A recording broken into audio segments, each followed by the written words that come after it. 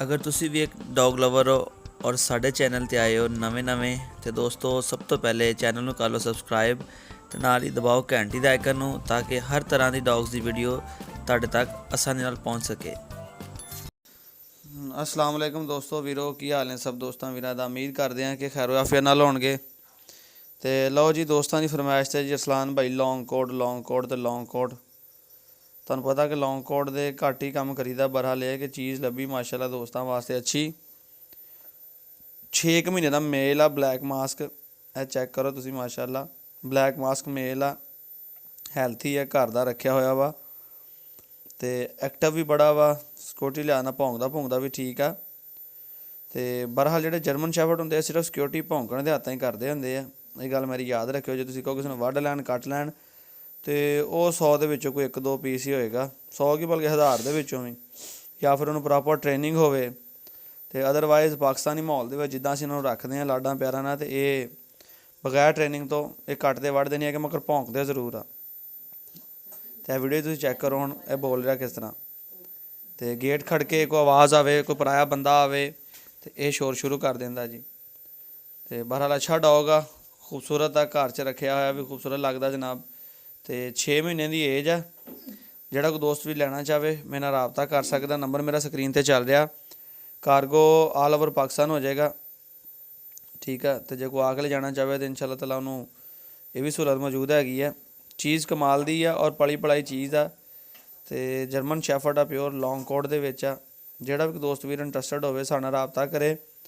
Number मेरा already screen पर चल रहा जनाब। तो मैं इंशाअल्लाह ताला उन्होंने कार्गो भी करवा देंगा। तो चीज़ तुहाडे सामने चैक कर लो तसल्ली कर लो ब्लैक मास्क मेल आ सोहना वा माशाअल्लाह सेहतमंद आ। तो जोड़ा कोई दोस्त शौकीन होएगा जर्मन शैफर्ड का या लॉन्ग कोट का उन्होंने पता चल जाएगा खुद ही कि चीज़ आ असीं इन्नियां तरीफां करी जाइए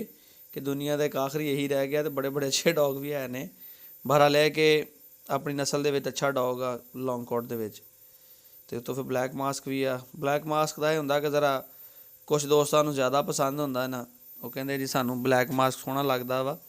बहरहाल मास्क तो चेहरा तो कोई भी कलर हो जर्मन शैफर्ड होना चाहिए वा। बहरहाल ये कि कह लो कि इनकी खूबसूरती इजाफा करता।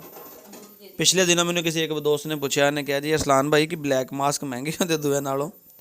मैं क्या महंगे नहीं होंगे ज़रा खूबसूरती होंगी उन्होंने इस करके लोग उनका रेट बढ़ा देंगे आ कि जी ये ब्लैक मास्क आ इनकी शाइनिंग आ तो इस करके महंगा वा। बहरहाल एक अच्छी चीज़ आ जोड़ा भी दोस्त भी लेगा इंशाअल्लाह ताला याद करेगा और छोटा बिल्कुल बच्चा नहीं है जोड़ा कि पालना मुश्किल हो फिर अजकल सर्दी का मौसम आ जर्मन शैफर्ड सर्दी च तो तुहानूं पता फिर खुश ने तो गर्मी इन्हां ज़्यादा लगती है इस करके जोड़ा भी दोस्त भी लवे ये चीज़ां पहले देख लवे कि अच्छी टेक केयर कर सकेगा इनकी तो वह परचेज़ करे शौक करे। तो जो कोई ब्रीड वास्ते लेना चाहे कि जी मैं फीमेल ना क्रॉस करवानियां ने तो वह भी तुहाडे सामने बड़ा बेहतरीन आ कि यंग आ हले तो तकरीबन इन्हें को 7-8 महीने तक अपना नैक्सट तैयार हो जाएगा मीटिंग वास्ते भी और एक अच्छा डॉग बनेगा।